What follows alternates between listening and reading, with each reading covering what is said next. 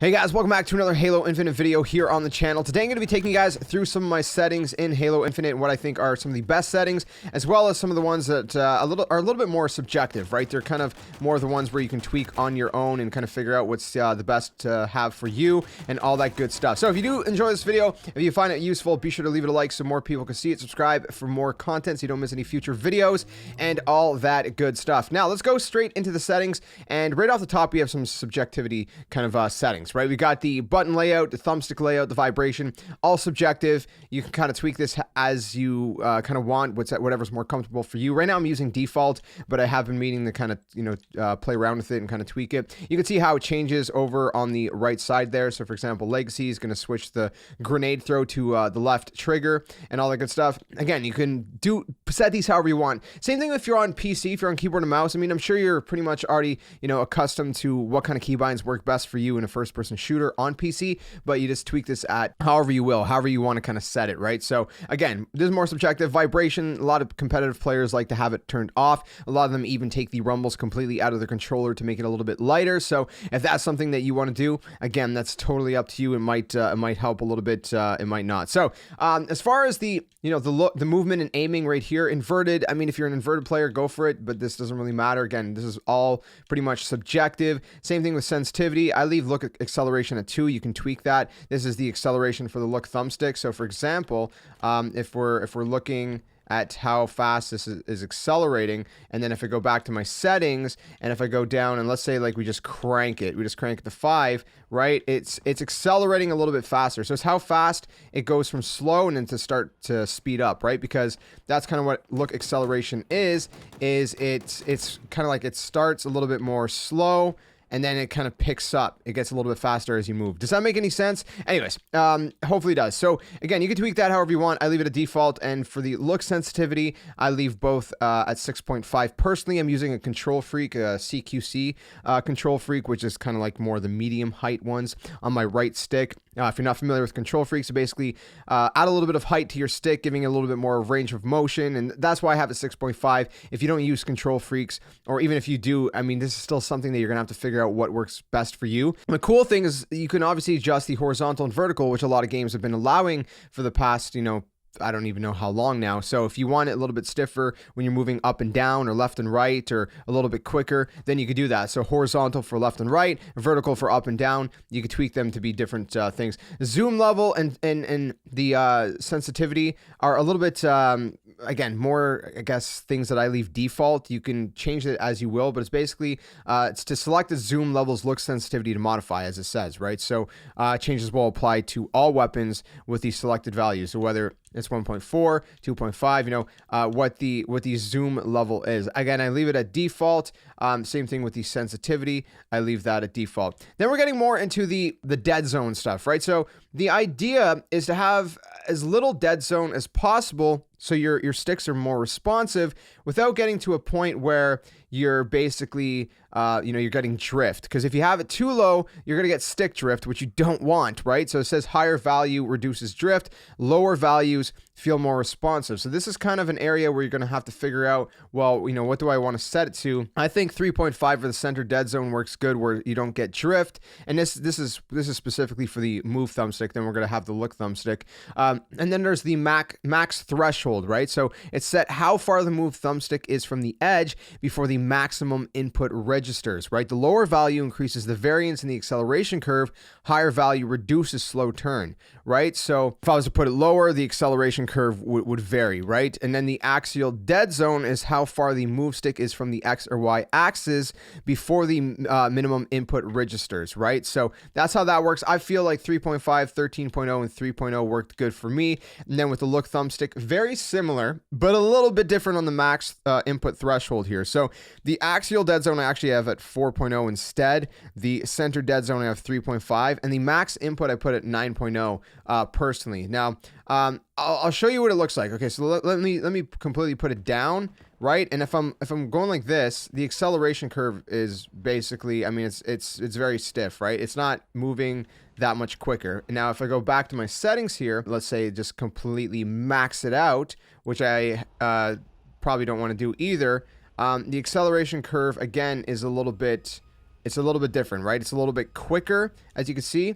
Now, if I put it down to what I like to have it, which is, 9.0, it's kind of like a sweet spot for me. Again, you could figure out whatever works best for you, but I kind of like the acceleration curve that I'm getting from the 9.0. So again, you can figure it out. You can adjust it how you will, and whatever kind of feels best for your play style and all that good stuff. So going back to our settings here, again, as far as the dead zones and all that go, figure that out. 3.5, I think, is a good sweet spot where you're not getting drift and it's very, very responsive. You could always start at the settings that I recommend and tweak it beyond there. Beyond that, it's just basically, keybinds for controller. Again, same thing if you go to keyboard and mouse.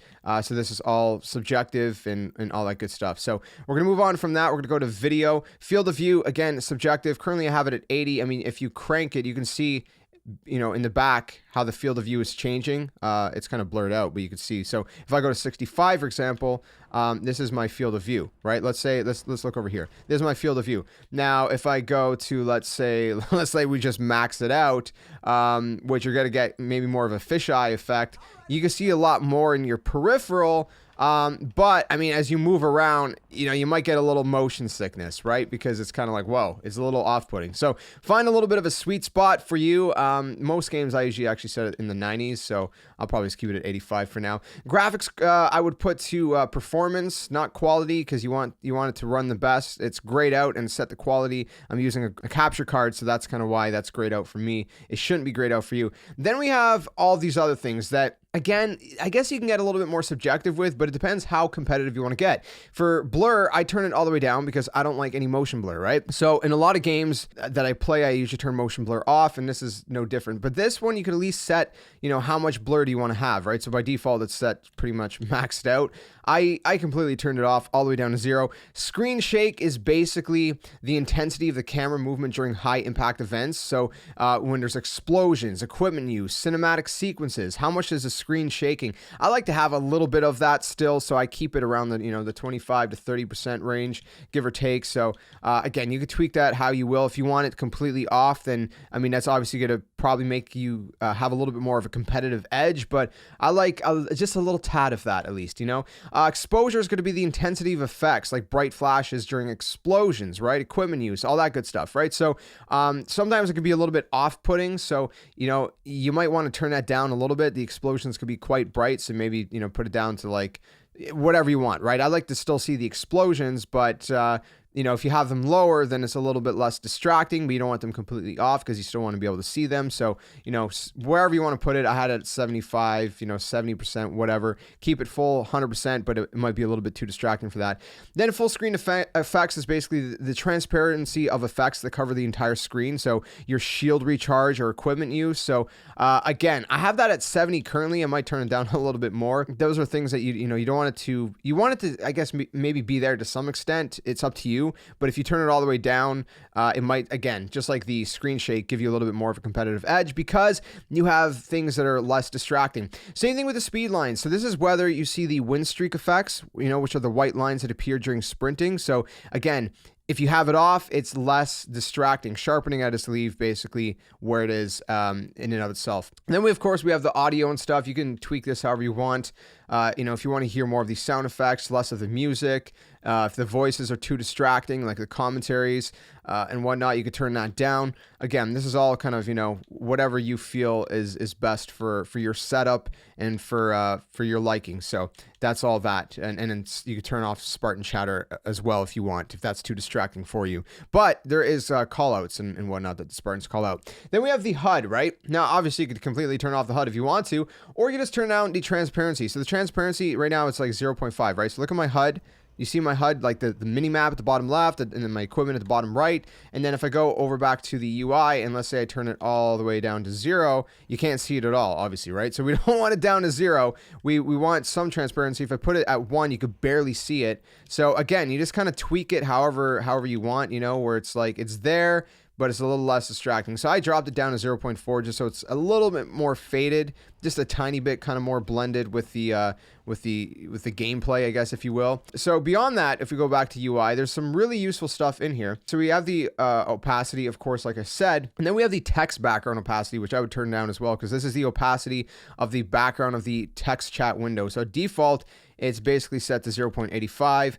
And that's like the text when you're holding, yeah, there, right there. So that's the text chat, right? That you see at the top right corner. So, you know, add a little bit more opacity so you can see kind of behind it, because sometimes when people are chatting in that little box, it can get in your way. So you know, you want it to be there so you can see what they're saying if they don't have a microphone, but you want it to be a little bit less distracting so you can still see, you know, what's behind it, basically the gameplay behind it, right? So that's all of that good stuff. And again, some of these are kind of, you know, subject to change, or not subject to change, but subjective rather, you know, whatever you feel is best.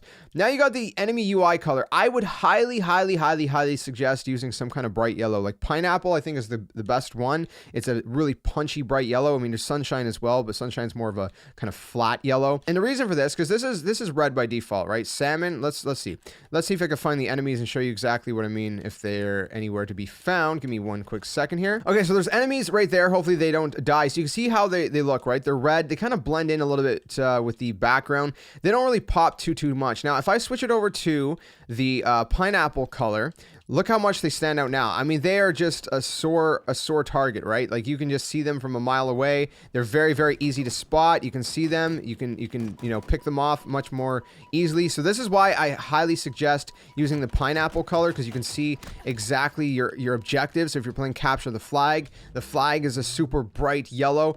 Everything is basically this super bright kind of vibrant yellow, which really helps everything stand out, and it can be the difference of, you know, spotting an enemy before they spot you. So again, this is one I highly suggest that you do. I mean, I know the red versus blue is kind of the classic colors, but let's be real, man. If you want a competitive edge, you're gonna want to see your opponents sooner, and the way to do that is switching this to pineapple. I mean, you could use whatever you want. There's pink, there's blue, there's everything, but those aren't going to stand out as much. I think the pineapple one kind of makes them pop the most, and this is one that I definitely think is one of the best settings. I don't think there's a lot of subjectivity in this one, because I think this is just like, again, this is the one that's going to make your enemy and your objective pop the most. Again, if it's whatever you feel, obviously at the end of the day, but yeah, I just think those are the best colors for the enemy and all that good stuff. And again, you can kind of switch to your friendly UI color. I leave it as is personally, but you can do that. You could also put to show the enemy names, whether names are shown on enemy player markers or not. Friendly names, fire team names. You could put whether you see the gamer tag or the service, just the service tag. I leave it as is, but again, if you want kind of a little bit of a shorter kind of text in front of your teammates, or above your teammates rather, then you can go just with the service tag and all that good stuff. Now these three I've left on for now, but look at my HUD. So look at my HUD really quick. You see my HUD. These are specifically to the HUD. Okay, this has nothing to do with bloom as in other games, right? This is bloom as in the HUD itself. So if I turn all of those off, you can see my HUD is a little bit more flat, right? So the way that those three settings work is it kind of makes it stand out and differentiate it from the gameplay a little bit more. So if you turn them off, then at least it's a little bit less distracting and kind of blends a little bit more with the gameplay. Personally, I've left them on because it's like, I don't know, for me, I don't find it too distracting personally. But again, if you want to give yourself every competitive edge possible, then that would be one thing. As you can see, you know, there's a little bit of a glow, I guess, around the HUD now, right? Whereas without it, it's kind of taking off those effects, right? So, I mean, if any of you are familiar with Photoshop, for example, it's the difference of, you know, having like an outline and a glow and all that stuff on a text or on an image, or not having those, right? It's kind of having just a static kind of flat image, or making it kind of stand out and pop a little bit. So again, you can tweak that if you want. You do whatever you want. If you find it a little bit distracting, or it helps to kind of be less distracting, then turn that off. for sure. Besides that, I basically leave everything as it is, to be honest. The rest of it I just kind of leave as is. I mean, you can tweak those how you want, but I think the settings we've been through in this video are probably the most, main settings that you're going to want to kind of, play with and tweak with, just so you can, get the most competitive edge as possible over your opponent, right? Maybe you don't care to have a competitive edge, but it still might make, your gameplay a little bit more enjoyable. At least, tweaking some of the things, right? Like I said, if you see your enemy a little bit better by having that pineapple color, if you can have a little bit more responsiveness in your controller, keybinds, whether it's on controller or it's on keyboard and mouse that, are actually good for your playing style and comfortable for you to use. All those things, whether you're a competitive player or not, are going to make the game more enjoyable and a little bit easier for you to play and just a better experience. So, like I said, whether you're playing ranked or not, whether you're trying to get the Onyx or whether you're just playing quick play and big team battle or whatever you're doing, I still think these are great kind of things to take into consideration to give yourself a little bit of an advantage in Halo Infinite. So that's pretty much it for me. I just wanted to kind of make this quick video to show you guys exactly what I was using in my settings and some of the things I recommend. Again, if you recommend anything different or anything additional or whatever else, do let us know in the comment section below and your reasoning for why you use the settings you use. Let me know and stick around for more content here on the channel. See you guys very soon in another one, and until then, my friends, game on and thanks for watching.